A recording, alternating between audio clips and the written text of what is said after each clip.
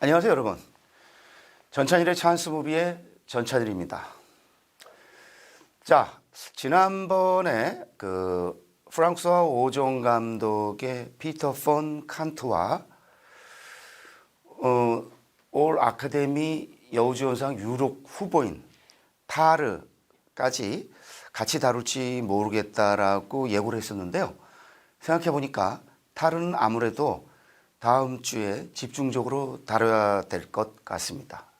왜냐하면 제 판단컨대 가장 유력한 올 아카데미 여우주연상이 타르를 위해서 전설적인 여성 지휘자 리디아 타르를 연기한 케이트 블란쳇이기 때문에 아무래도 그 영화는 별도로 집중적으로 짚어야 되지 않을까라는 또 판단이 들었고요. 오종의 영화도 이 영화는 그냥 개별적으로 다룰 수만은 없고요. 1972년 베를린 영화제에 선보였던 뉴 저먼 시네마의 대표적 기소였던 라이너 베르너 파스빈더의 페트라 폰 칸트의 쓰디쓴 눈물과 비교해가면서 언급해야 되기 때문에 아무래도 별도로 다뤄야 되겠다라는 그런 판단을 했습니다. 자, 여러분, 작년 베니스가 아니고요. 작년 베를린 영화제 개막작으로 피터 폰 칸트가 선보였습니다. 자, 폰 칸트는 독일어 이름이죠. 피터는 페터의 그 독일 이름을 영어로 부른 건데, 영화를 보다 보면 이 영화가 1972년 쾰른, 독일 쾰른에서 벌어지는 이야기임에도 불구하고 페터가 아니고 피터라고 계속 호칭을 합니다. 그래서 이름 자체가 피터 폰 칸트, 영화와 독일어가 이렇게 섞여 있는데, 프랑스 감독이 1972년 독일 쾰른을 배경으로 한 그 영화를 찍었다. 흥미롭죠? 이것은 아까 말씀드렸듯이 72년도에 선보였던 파스빈더의 페트라 폰 칸트의 쓰디쓴 눈물을 자유롭게 리메이크한 영화이기 때문입니다.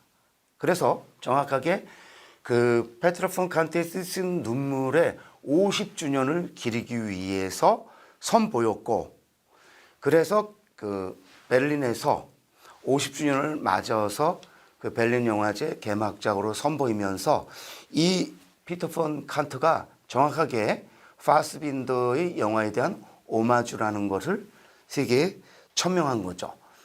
페트라 폰 칸트의 쓰디쓴 눈물에서는 전부 여인들만 나옵니다. 여성들만.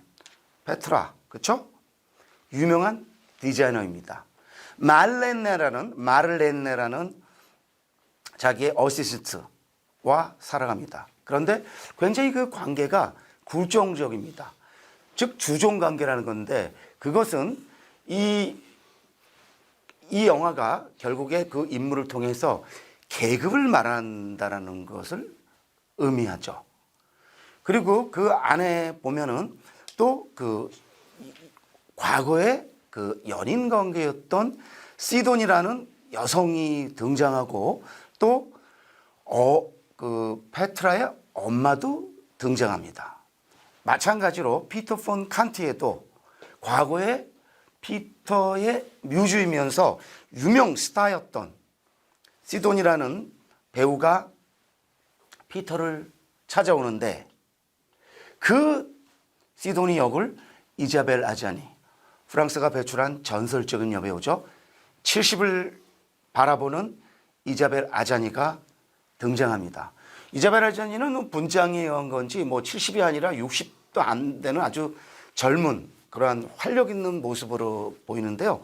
프랑스 영화 팬이라면은 그 이자벨 아자니만을 보는 것만으로도 여러분이 굉장히 감동을 느끼지 않을까. 그리고 또 한 명의 위대한 여성 배우가 등장하는데, 바로 독일이 배출했던 가장 위대한 배우였죠. 한나 슈글라.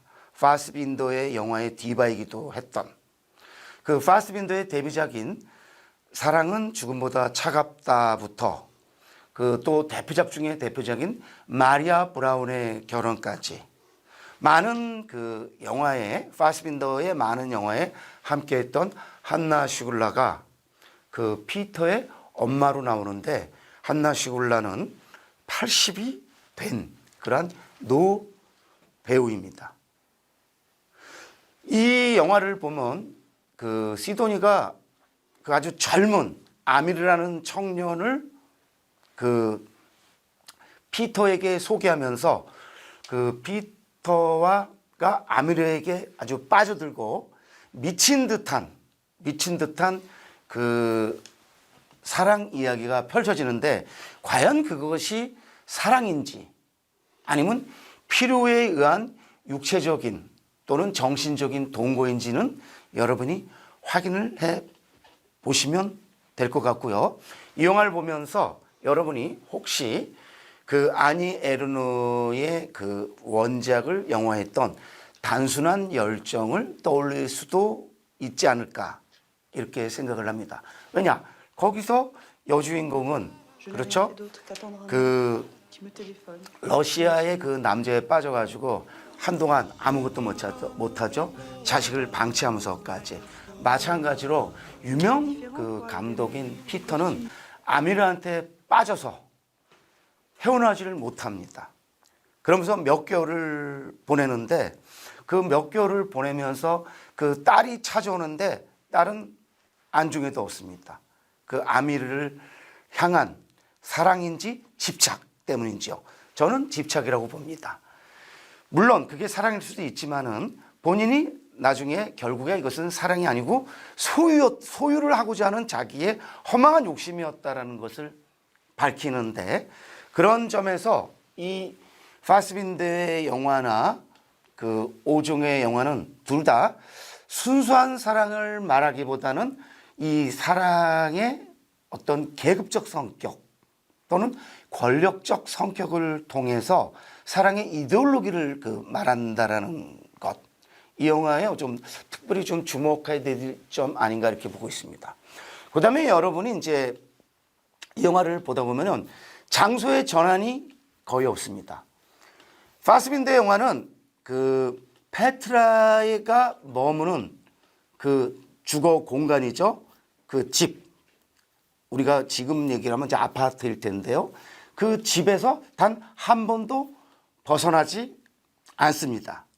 오종의 영화에서는 후반부, 결말부에 한 2번 정도 야외 장면이 잠깐 비치는데 그게 스튜디오 촬영인지 뭐 로케인지는 확실히 모르겠습니다만 어쨌든 설정상 야외 장면이 2번 잠깐 나오고 나머지 역시 전부 실내 장면입니다.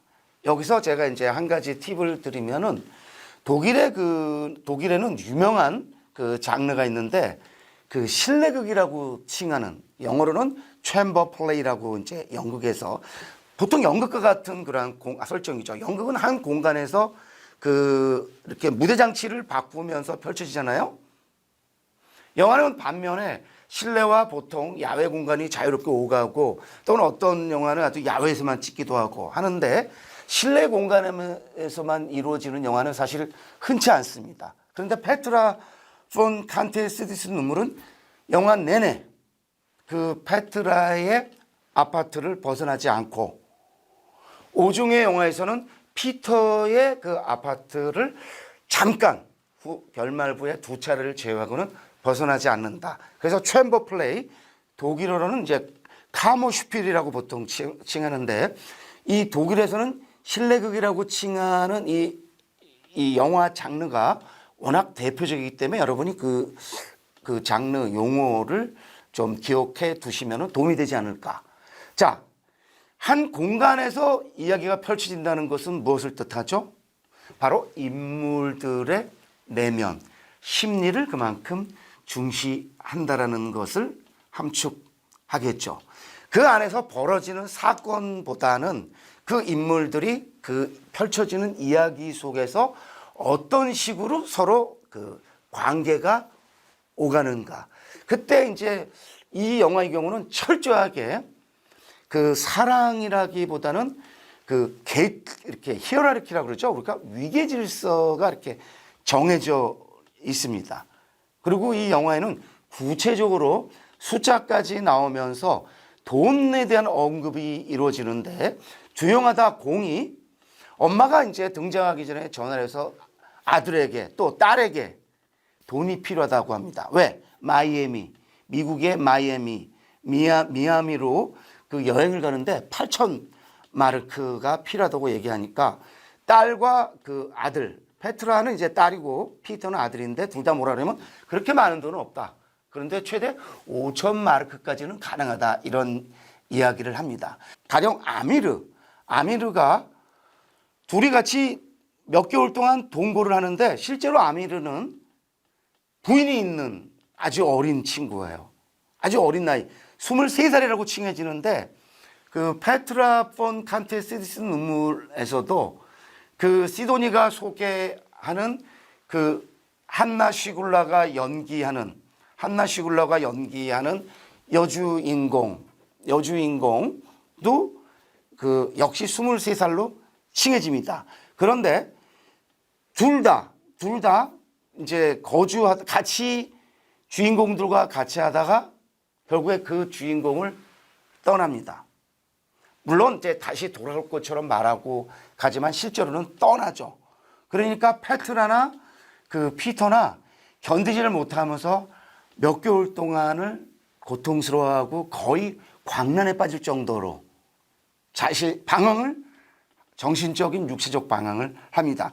육체적 방황이라는 것은 그렇다고 나가서 뭐 다른 사람을 사귀고 그런다는 의미가 아니고 본인이 그 자기의 그 사랑에 대한 그 집착 때문에 자기를 추스리지 못한다라는 것을 뜻합니다. 자, 그런데 거기서 그 나가면서 돈을 요구합니다. 왜? 자기 부인이 이제 찾아오니까 부인과 지낼 돈이 좀 필요하고 해서 돈을 요구합니다. 그러니까 피터가 500마르크가 필요하다고 하는데 1000마르크를 쥐어줍니다. 이런 식으로 이 영화들에는 보면은 구체적으로 돈이 언급이 되고 실제로 돈이 지급이 되는데 그것은 뭡니까? 진실한 사랑 간에는 돈의 거래가 오가기가 사실은 힘들죠. 그렇기 때문에 이 영화들은 결국에 사랑이라는 것은 철저하게 이데올로기적 관계, 계급적 관계, 그리고 경제적 관계라는 것을 함축하고 있습니다. 그래서 이 영화들은 우리가 흔히 보는 그런 멜로 영화 아닙니다. 그래서 어느 모로는 보기가 좀 편치 않습니다. 오종의 영화는 다시 한번 말씀드리는데 그 파스빈더의 1972년작 페트라 폰 칸트의 시디슨 눈물의 오마주라는 것. 그래서 그 오종 영화를 보시면서 파스빈더 영화를 좀 찾아서 같이 비교하는 재미가 크지 않을까. 물론 시네필이 아니면은 이 영화들 보기 쉽지 않습니다. 이 영화들은 흔히 볼 수 있는 그런 류의 영화가 아니기 때문에 뭐 이렇게 일반적인 관객들한테 자신 있게 칭하기는 어렵습니다. 다만 여러분이 조금 정말 색다른 영화, 흔히 그 극장에서 볼 수 있는 이런 영화와 다른 제가 이 자리에서 계속 강조하는 다양성 영화를 좋아하는 분이라면은 오종의 영화와 파스빈더 영화는 여러분들한테 굉장히 큰 흥미를 불어 넣어주지 않을까 이런 생각을 해봅니다. 자, 여기서 오종에 대해서 간단하게 좀 부연 설명을 해야 될 것 같습니다. 여러분 이제 프랑스 영화하면 딱 떠오르는 대중영화 감독은 아마 룩 베송 정도가 떠오를 겁니다. 제5원소라든지 레옹, 그렇죠? 여러분이 아주 좋아하는. 그리고 또 아니에트로 최근에 아주 주목할 만한 선전을 펼친 2021년이죠. 칸 영화제에서 감독상을 받았던 레오스 까락스, 이렇게 여러분이 기억을 할 텐데, 또 혹시 그 디판이라는 영화 2015년이죠. 칸 영화제 황금 종려상을 거머쥐었던 디판의 자크 오디아르, 최근에는 파리 13구라는 영화를 통해서 또 우리 앞에 나타났었는데요. 자크 오디아르, 그 다음에 지난번에 언급하고 넘어갔던 이르마 베프의 올리비아 올리비에 아스아스라든지 또 가장 따뜻한 블록 2013년 칸 영화제 황금 종려상을 또 받았던 압델라티프 케시시라든지 이런 감독을 여러분이 기억할지는 모르겠는데 이들 감독들은 그 흥행보다는요 비평적 성과가 상대적으로 뛰어난 사람입니다. 그런데 프랑스 오정은요 드물게요. 프랑스에서 비평적인 호평과 대중적 성공도 프랑스 내에서는 같이 누렸던 그런 의미에서 두 마리 토끼를 다 잡은 그런 흔치 않은 감독입니다. 물론 프랑스어 오정 영화가 한국에 와서 대중적으로 큰 성공을 거둔 경우는 없습니다. 철저한 예술 영화 감독으로 뭐 선보이고 있고요. 최근에 선보인 뭐 신의 은총으로라든지 뭐 썸머 85라든지 이런 영화들이 무슨 뭐 대중적으로 큰 성공을 거둔 건 아닌데 프랑스에서는 나름 대중적으로도 성공을 거두면서 또 그 비평적 호평을 이끌어냈다라는 것. 그리고 오정은요 프랑스 그 여배우들이 가장 사랑하는 그런 감독입니다. 그래서 2000년도인가요?